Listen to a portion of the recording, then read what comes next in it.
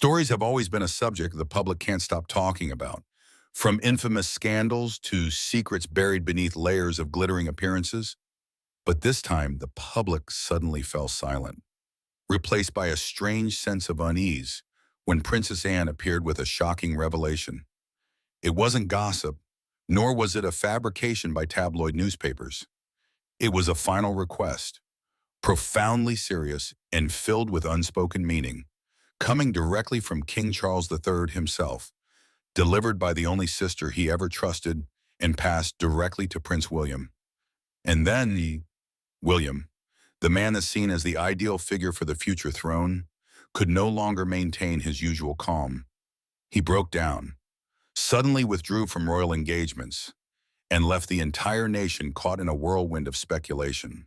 What could possibly shake a man who once endured the pain of losing his mother, to the point he could no longer stand tall after a single conversation? The answer lies deep within the king's final request. It is a secret powerful enough to shake the very foundation of the British monarchy. This was not a message meant for the press, nor was it a bold declaration for the public eye. It was the final note left by King Charles to his family, written in silence and reserved only for those who shared his blood, his burdens, and the heavy legacy that now weighed more than ever. No one outside the royal circle was allowed to know its contents, and as Princess Anne entered the room, holding the letter in her hands, every gaze instinctively turned toward her. Her face carried the same calm composure everyone had come to expect, yet somewhere near her eyes lingered the unmistakable shadow of emotional weight. The air in the room seemed to thicken as she began to speak. Her voice was gentle and deliberate, but there was something in its tone that made everyone lean in, unconsciously drawn closer.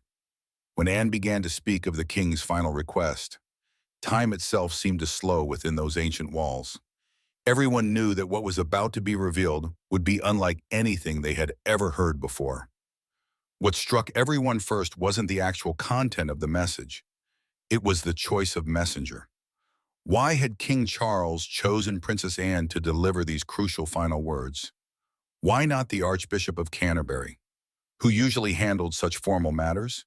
Why not Prince William himself, the direct heir to the throne? The answer became clear to everyone in that room as they watched Anne's steady composure. Charles had trusted only one person to speak on his behalf when he could no longer do so himself, his sister. Anne had always been the constant in his life, the reliable one who never sought attention for herself. She was the royal family member who had stood by him through every public scandal, every moment of silence, and every family crisis that had tested their bonds. Princess Anne had earned this trust through decades of quiet service and unwavering loyalty. While other family members had sometimes wavered or sought their own paths, Anne had remained steady. She understood duty in a way that went beyond public appearances or media attention. Her dedication was genuine and deep-rooted. As Anne continued to unfold the letter with careful hands, the atmosphere in the room grew even more tense. Everyone could sense that this wasn't going to be a simple farewell message or traditional words of wisdom from a dying king. There was something different about this moment, something that would challenge their expectations. Then came the part that nobody had prepared for. King Charles's final request wasn't what anyone had imagined it would be. Instead of focusing on Prince William as the next king or discussing the traditional transfer of power, the message centered on someone else entirely. The letter spoke about Catherine, the Duchess of Cambridge, in ways that surprised everyone present. Suddenly, every eye in the room shifted away from Prince William and focused directly on Catherine herself. The change in attention was immediate and unmistakable. The tension that had been building finally cracked, but not with dramatic words or emotional outbursts. Instead, it tracked with the sound of something much deeper, the sound of long-held assumptions being challenged and old certainties beginning to unravel. Prince William's emotional breakdown was not a dramatic collapse to the floor that would make newspaper headlines. His breakdown was much quieter but infinitely more profound. The moment he heard his father's unexpected final wish, something fundamental shifted inside the future king. His breath caught in his throat for several long seconds.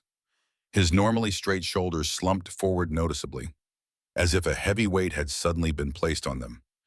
This wasn't the kind of emotional collapse that royal watchers might expect to see in public photographs. There were no tears streaming down his face or dramatic gestures of despair. Instead, William's breakdown was internal and deeply personal. For one brief but significant moment, the man who had been destined from birth to wear the crown looked completely and utterly lost. William's confusion didn't come from weakness or inability to handle pressure. Throughout his life, he had proven himself capable of managing enormous stress and public scrutiny. His reaction came from something much more unexpected, the realization that this moment wasn't unfolding as he had always imagined it would. Prince William had spent his entire 41 years preparing for royal duties and responsibilities. He had been trained in the ceremonial procedures, taught how to deliver public speeches, and educated about the enormous weight that would one day rest on his shoulders when he wore the crown. He had prepared for diplomatic meetings, state dinners, and the complex politics of being a king. But nothing in his extensive preparation had readied him for this particular moment. The assumption had always been crystal clear in William's mind and in the minds of everyone around him when King Charles's time came to an end. There would be a traditional handoff of power from father to son. The final letter would contain wise words about kingship, perhaps some personal memories, and certainly a formal acknowledgement of William as the next monarch. This was how things had always been done in the royal family for centuries. Instead, King Charles's message had placed someone else at the very center of his final thoughts and wishes, Catherine, William's wife. This shift wasn't merely symbolic or sentimental. It represented a fundamental change in how the future of the monarchy was being envisioned. William's hand tightened around the edge of the polished mahogany table until his knuckles turned white. His eyes began to fill with moisture, but these weren't tears of sadness or grief for his dying father. These were tears that came from a different kind of pressure, entirely the crushing weight of expectations, centuries of tradition, and a legacy that suddenly felt much more complex and difficult to grasp than he had ever imagined. The pressure that William felt in that moment was something that perhaps only one other person in the entire world could truly understand. It was the pressure of knowing that millions of people would be watching his every move, analyzing his every decision, and judging whether he was worthy of the crown that would one day rest on his head. It was the pressure of carrying forward a thousand-year-old institution while also trying to modernize it for a changing world. Just when it seemed like the emotional and psychological weight might be too much for William to bear alone, one person in the room moved. She didn't speak any words of comfort or try to intervene in the formal proceedings. Instead, Catherine simply stood up from her chair and moved to stand beside her husband. Her hand came to rest lightly on William's back, offering silent support and strength. Her facial expression didn't change dramatically. She remained calm, grounded, and visibly unshaken by the intense emotions swirling around the room. Catherine didn't feel the need to perform or put on a show for the other family members present. Her natural stillness and quiet confidence spoke much louder than any speech or gesture could have. However, this was only the beginning of revelations that would reshape everything they thought they knew. Princess Anne's role that day extended far beyond delivering King Charles's final message. After the immediate shock of the king's last request had settled into the ancient walls of Windsor Castle, Anne reached into her coat and pulled out something else entirely. This second document was older, more personal, and carried even greater emotional weight than the first. What Anne held in her hands was a handwritten note that hadn't come from King Charles at all.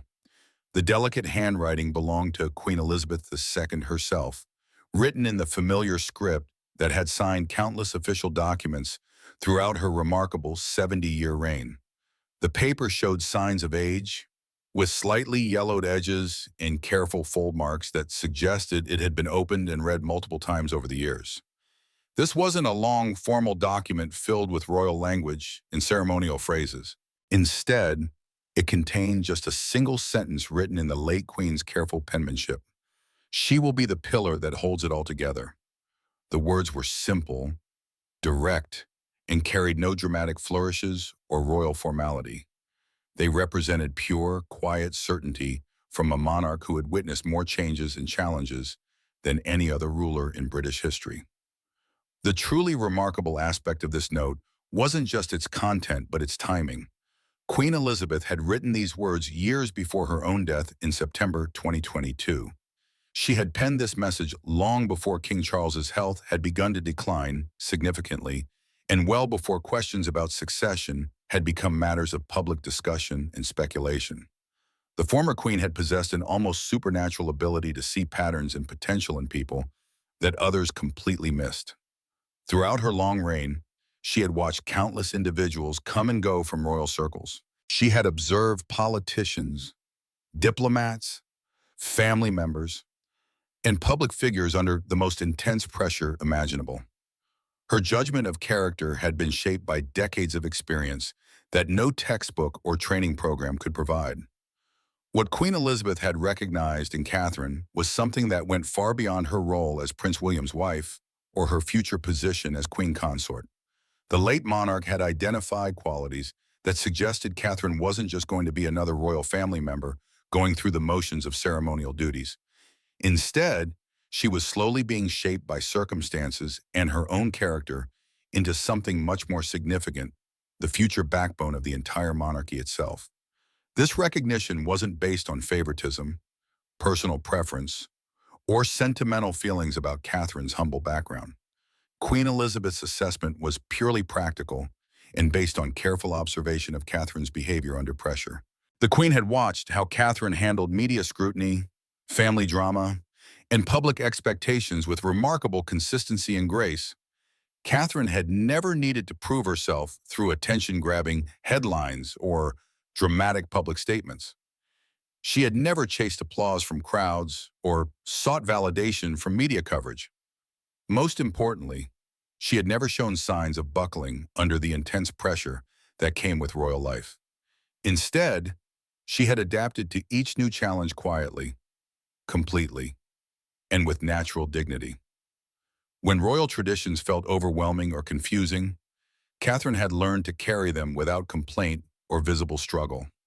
When public attention turned hostile or critical, as it sometimes did with all royal family members, she had never allowed the negativity to dim her commitment or change her approach.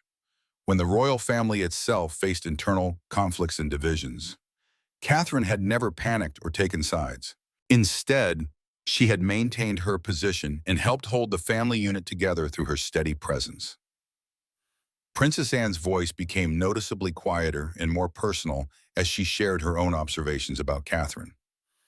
Anne stated simply but firmly that Catherine had been made for this role.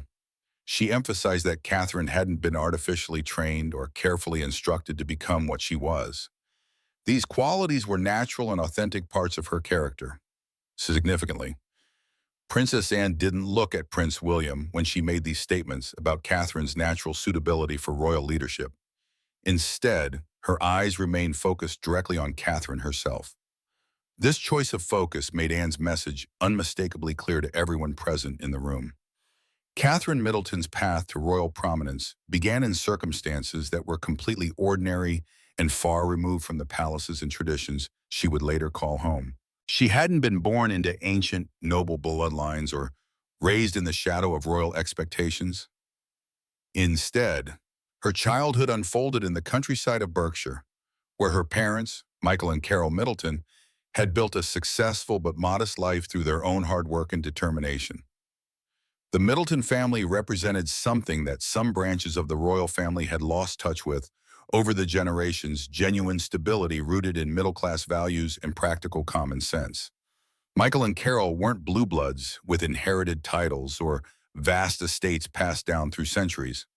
However, they possessed something equally valuable: a deep understanding of dignity, perseverance, and the importance of treating others with respect, regardless of their social position.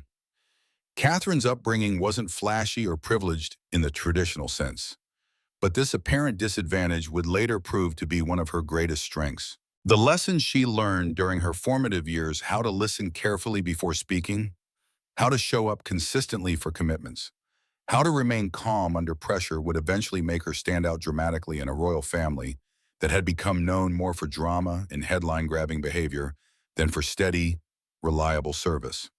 During her school years at Marlborough College, Catherine developed a reputation for being quietly confident without being attention-seeking. She participated in sports and social activities, but never felt the need to dominate or stand out through dramatic gestures. Her teachers and classmates remembered her as someone who was genuinely pleasant to be around, reliable in group projects, and possessed of a natural grace that didn't seem forced or performed. The real turning point in Catherine's life came when she enrolled at St. Andrews University in Scotland. This decision would prove to be one of the most consequential choices she would ever make, though she had no way of knowing it at the time.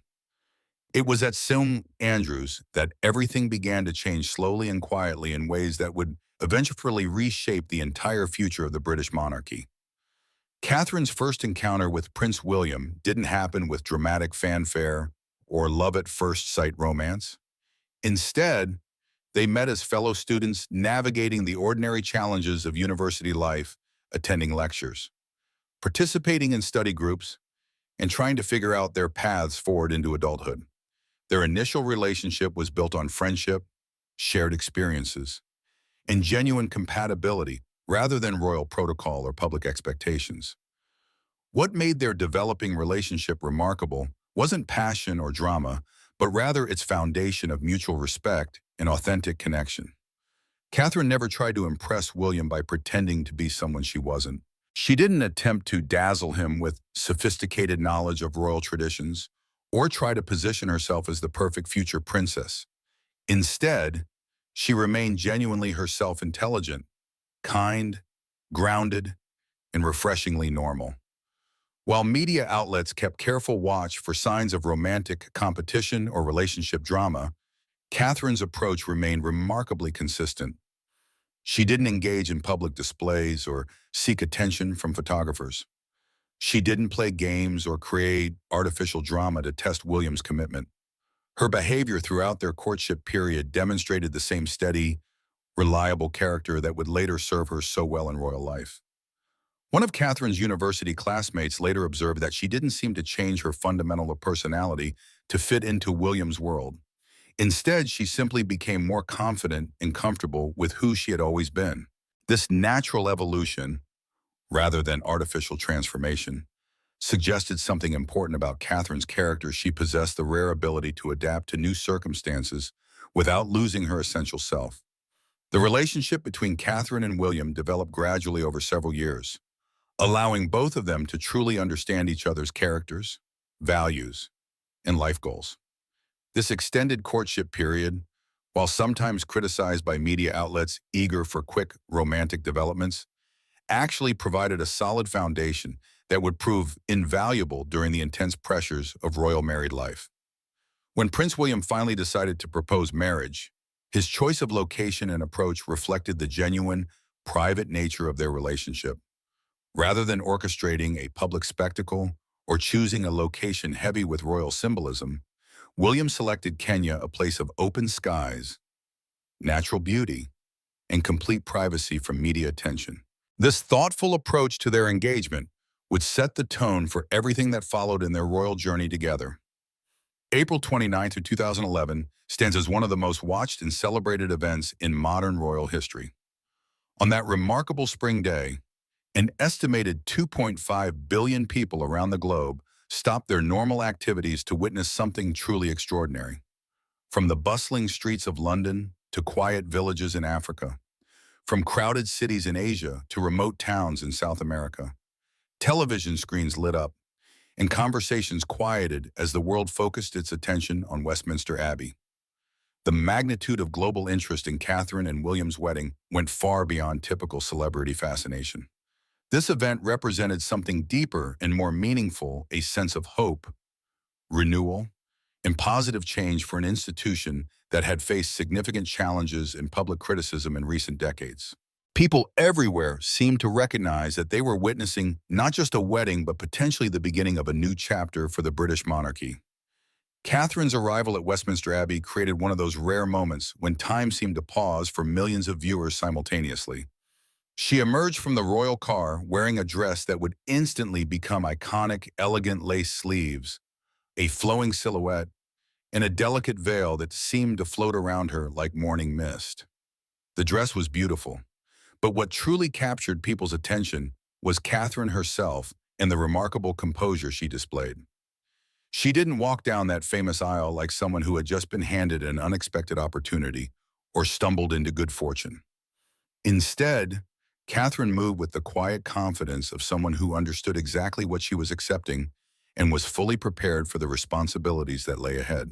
Her steps were measured, her posture was perfect, and her expression radiated calm certainty rather than nervous excitement.